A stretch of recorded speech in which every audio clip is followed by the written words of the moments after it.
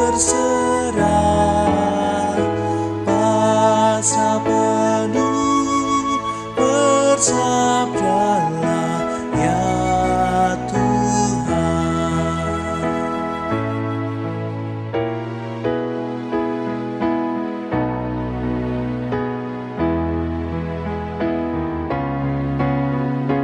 Hatiku ini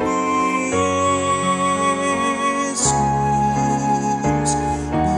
bukanlah milikku, namun hidupku kini adalah milikmu. Di hatiku, ya di hatiku, Tuhan bersabdalah.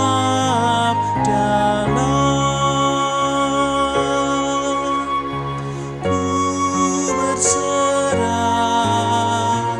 pasrah penuh, bersabdalah ya Tuhan.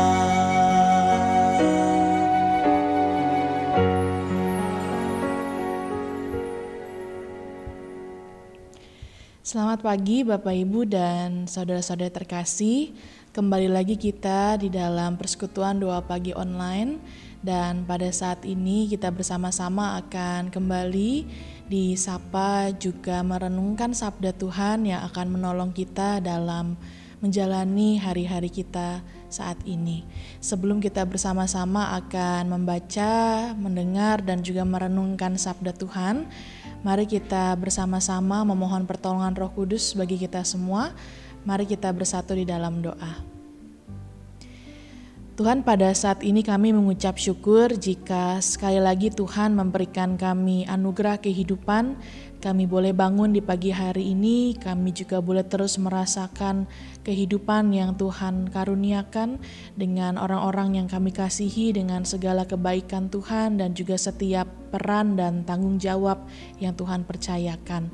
Dan ketika Tuhan berikan kami waktu sejenak untuk merenungkan sabda-Mu, biarlah waktu ini boleh menolong kami, membaharui kami, membuat kami semakin teguh dan juga bersemangat untuk dapat menjalani hari-hari kami di dalam pertolongan Tuhan. Kami memohon hikmat dari Tuhan agar kami dapat memahami perkataan firman-Mu pada saat ini. Inilah doa dan syukur kami Tuhan, kami serahkan di dalam nama Tuhan kami Yesus Kristus, kami berdoa. Amin. Bapak Ibu dan saudara-saudara terkasih, pada saat ini firman yang akan menyapa kita semua terambil dari kitab Amsal pasal keempat, ayatnya yang ke-23. Amsal pasal 4 ayat ke-23. Demikianlah firman Tuhan. Jagalah hatimu dengan segala kewaspadaan, karena dari situlah terpancar kehidupan. Demikianlah sabda Tuhan. Bapak Ibu dan saudara-saudara terkasih, dalam sebuah kebudayaan Jepang ada sebuah budaya yang bernama usuji, begitu ya. Apa itu? Begitu ya. Budaya usuji adalah sebuah budaya yang seringkali dilakukan menjelang tahun baru, ketika setiap orang kemudian memilah, melepaskan barang-barang yang sudah tidak lagi diperlukan yang berada di rumah. Lalu kemudian itu membuat ada ruang baru, ada tempat baru di dalam rumah itu untuk dapat memberikan tempat bagi barang-barang yang baru. Nah, ini adalah sebuah seni memilah, seni untuk kemudian juga melepaskan dan juga membaharui tempat tinggal yang diusung dan juga dihidupi oleh budaya Jepang. Nah, di dalam budaya ini ada beberapa hal yang kemudian menjadi refleksi berdasarkan apa yang menjadi pembacaan pada Amsal saat ini. Ruang yang baru, tempat yang baru yang sudah dibersihkan, barang-barang yang dipilah, mana yang perlu, mana yang tidak perlu, yang harus ada di rumah, gitu ya, tempat beristirahat, tempat kita menemukan diri kita, tempat kita untuk merecharge tenaga kita, nyatanya juga mirip dengan kondisi hati. bahwa Amsal pada saat ini juga hendak mengajak kita untuk kembali menilik kondisi hati kita masing-masing saat ini. Dan untuk membuat kita melihat mana yang perlu dan mana yang tidak perlu untuk tetap tinggal di dalam hati setiap kita sebagai orang-orang percaya. Nah, membersihkan rumah yang ada di dalam budaya Usuji juga menjadi refleksi bagi kita semua untuk membersihkan hati kita sebagai orang-orang percaya. Bukan hanya sekedar rapi, bukan hanya sekedar supaya mengurangi jumlah barang yang ada di rumah, tetapi membersihkan menjadi sebuah simbol untuk menyambut hal yang baru dengan hati yang bersih. Nah, sama seperti itu, Amsal mengingatkan kepada kita semua untuk menjaga hati dari segala hal-hal yang tidak perlu, untuk membuang segala sesuatu, memilah segala sesuatunya, sehingga yang ada di dalam hati kita, di ruang hati kita, hanya hal-hal yang kemudian bermanfaat, membawa nilai dan dampak yang baik, dan membuat kehidupan kita semakin bertumbuh. Yang artinya segala hal-hal yang buruk, iri hati, kesombongan, rasa benci, kebohongan, itu yang harus dipilah, itu yang harus dikeluarkan dari ruang hati kita, dari hati yang adalah rumah di dalam diri kita, supaya kita bisa bersama-sama membuka sebuah ruang yang baru. Memilah yang tidak perlu, menyortir isi hati. Apakah ada luka yang masih terus kita bawa? Apakah masih ada kebiasaan-kebiasaan yang buruk? Atau apakah masih ada pikiran-pikiran yang negatif yang mengotori hati kita atau membuat hati kita terasa sumpek, sempit, lalu kemudian tidak bisa merasakan ada ruang yang baru bagi nilai-nilai yang baik yang baru? Maka itu yang perlu kita pilah. Menyortir apa yang kita rasakan, apa yang tetap tinggal, dan apa yang tidak perlu untuk kita rasakan. Karena hati yang bersih menghasilkan hidup yang baru. Seperti rumah yang terasa lega, nyaman setelah dibersihkan, hati kita pun akan lebih damai dan juga terang apabila kita berani membuang sesuatu hal-hal yang mengikat kehidupan kita, hati kita, yang membuat kehidupan kita tidak lagi berada di dalam situasi yang damai, situasi yang nyaman, ataupun bisa memberikan sebuah ruang yang baru bagi kehidupan. Dengan begitu, aliran kehidupan dari Allah bisa lebih deras lagi mengisi kehidupan kita. Melihat ini, Amsal kemudian mengingatkan kepada kita semua, karena hati adalah rumah kita, adalah sumber kehidupan kita, adalah daya bagi hidup kita. Amsal mengatakan dengan sangat baik, jagalah, gitu ya, jagalah hatimu. Bukan berarti kemudian kita lalu menjaga dengan pagar lalu kita kemudian abai, tetapi Amsal mengatakan jagalah dengan penuh kewaspadaan, dengan penuh kesadaran untuk melindungi, untuk merawat dengan seksama. Seperti yang kita tahu bagaimana seseorang yang memelihara kebun anggurnya hingga kemudian menghasilkan buah-buah yang baik, maka jagalah hati kita sedemikian. Yang artinya menjaga hati bukanlah tindakan yang pasif, melainkan usaha yang penuh dengan kesadaran, serius, terus-menerus, perlu konsistensi, komitmen di dalam menjaga hati agar tetap jernih, agar tetap memiliki ruang pertumbuhan dari Allah di dalamnya. Yang artinya hati kita bukan sesuatu yang bisa dibiarkan saja berjalan apa adanya, melainkan harus terus-menerus diawasi, dipelihara, dan juga dibersihkan dari hal-hal yang tidak perlu.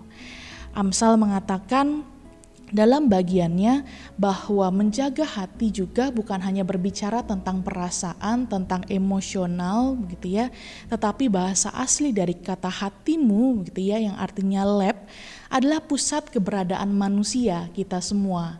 Yang artinya mencakup pikiran, emosi, kehendak, keputusan-keputusan moral kita. Jadi ketika Amsal mengingatkan jagalah hatimu, jagalah, rawatlah dengan penuh kesadaran hatimu, artinya menjaga seluruh pusat kehidupan kita, bukan hanya perasaan kita, bukan hanya emosi kita, tetapi pikiran kita, tindakan kita, keputusan-keputusan kita dengan jernih, dengan murni, sesuai dengan apa yang menjadi kehendak Allah. Dengan segala kewaspadaan gitu ya, lebih daripada yang lain, daripada yang harus dijaga. Jadi Amsal menekankan kepada kita semua bahwa hati penting untuk dijaga dibandingkan harta-harta yang ada di sekeliling kita. Karena apa? Karena dari hatilah segala sesuatunya bersumber. Firman Tuhan pernah mengatakan, di mana hatimu berada, di sanalah hartamu berada. Karena dengan hati yang terarah kepada Tuhan, maka kita akan bisa melihat segala sesuatunya dari perspektif sebagai umat percaya dan kehendak Allah. Karena kalau hati rusak, maka seluruh kehidupan kita akan rusak. Dampaknya akan sangat luar biasa, bukan hanya dalam kehidupan kita bersama-sama di tengah dunia ini, tetapi juga dalam kehidupan kita bersama-sama dengan Tuhan. Karena di sanalah terpancar kehidupan. Frasa dari perkataan Amsal, karena disitulah terpancar kehidupan, yang menjadi sebuah sumber seperti mata air, seperti aliran air yang menjadi sumber kehidupan. Dalam budaya Timur Dekat kuno, mata air adalah sumber kehidupan yang sangat berharga di tengah-tengah konteks tanah yang gersang, dan hati juga dipandang sebagai mata air. Apa yang keluar dari mulut, apa yang keluar dari perbuatan, apa yang keluar dari sikap kita, semua berasal dari sana, dari hati yang memancarkan, yang seharusnya menjadi aliran kehidupan, mata air yang menyegarkan, yang membawa kehidupan bagi setiap orang. Dengan membersihkan hati kita, membuat hati kita tetap murni, memilah apa yang perlu dan tidak perlu untuk ada di hati kita, melepaskan hal-hal yang membawa dampak yang tidak baik bagi kehidupan kita, maka kemurnian hati akan nampak dalam seluruh kehidupan kita. Bahkan dalam hal-hal sederhana, ketika kita berkata jujur, meskipun itu terasa sangat sulit, ketika kita mau memberikan pertolongan tanpa kemudian memiliki rasa pamrih atau timbal balik dalam hidup kita, ketika kita memilih mengampuni daripada menyimpan kebencian, semua itu adalah tanda hati yang dijaga tetap murni, hati yang dimana di dalamnya berisikan nilai-nilai kebaikan Allah, kasih Allah, dan bukan hal-hal yang justru membuat kita menjadi sesak, menjadi orang yang kemudian tidak mampu untuk memberikan ruang pertumbuhan bagi Allah. Bapak, Ibu, dan saudara terkasih, ketika Salomo mengingatkan kita semua melalui Amsal ini, maka kita diajak pada hari ini untuk memohon kepada Tuhan, menolong kita semua untuk memberikan kita hikmat memilah mana yang perlu untuk tinggal di dalam hati kita dan mana yang tidak perlu, agar kiranya hati kita bisa menjadi tetap jernih untuk melihat segala sesuatunya dalam hidup ini, untuk melakukan apa yang menjadi perintah Tuhan dalam kehidupan kita, dan kehidupan sukacita, damai bagi diri kita sendiri maupun bagi orang lain dapat kita rasakan dalam hidup kita. Karena hati yang bersih, hati yang murni, yang hanya terarah pada Tuhan saja. Kiranya Tuhan menjadikan hati setiap dari kita sebagai sumber kehidupan yang selalu dimurnikan, yang bersih, yang jujur, sehingga melalui kehidupan kita, dunia bisa merasakan kasih dan juga kebaikannya. Amin. Mari kita bersama-sama bersatu di dalam doa. Tuhan, pada saat ini kami mengucap syukur ketika Tuhan mengingatkan kami kembali melalui perkataan Amsal, bahwa kami diajak untuk dengan sadar betul menjaga, merawat, memilah hal-hal yang perlu dan tidak perlu untuk dapat berada di dalam hati kami. Karena kami tahu bahwa hati kami adalah sumber kehidupan, pusat kehidupan kami, tempat di mana segala emosi, pikiran kami, bahkan keputusan-keputusan yang kami buat di dunia ini seringkali kami lakukan. Dan oleh karena itu Tuhan, jagalah hati kami agar hati kami bisa seperti Tuhan yang sungguh-sungguh dapat memancarkan kasih, kebenaran, keadilan, damai dari Tuhan, baik bagi kehidupan kami, baik juga bagi setiap orang yang mengenal kami. Kami percaya ketika kami melakukan bagian kami, Tuhan akan menolong dan memampukan kami semua untuk dapat menjadi anak-anak-Mu yang terus hidup sesuai dengan kehendak-Mu. Dan ketika kami juga pada hari ini akan melanjutkan aktivitas kami, seluruh peran dan tanggung jawab yang Tuhan percayakan, Tuhan juga tolong jaga hati kami agar kami pun dapat hadir sebagai perpanjangan tangan kasih Tuhan, bisa merasakan juga kasih Tuhan melalui kehadiran setiap orang yang ada di sekeliling kami. Kami mendoakan bagi setiap orang-orang yang kami kasihi, bagi keluarga kami, bagi rekan-rekan pelayanan kami di gereja kami di GKI Gatot Subroto, juga bagi seluruh pelayanan Tuhan melalui gereja Tuhan di tempat ini, biar biarlah kami semua boleh terus memancarkan bagaimana hati Tuhan yang sungguh-sungguh mengasihi kami semua melalui perasaan, pikiran, dan perbuatan kami. Terima kasih Tuhan, inilah doa dan syukur kami. Kami naikkan di dalam nama Tuhan kami Yesus Kristus, kami berdoa. Amin. Selamat melanjutkan aktivitas, percayalah Tuhan akan menolong kita semua. Tuhan Yesus memberkati.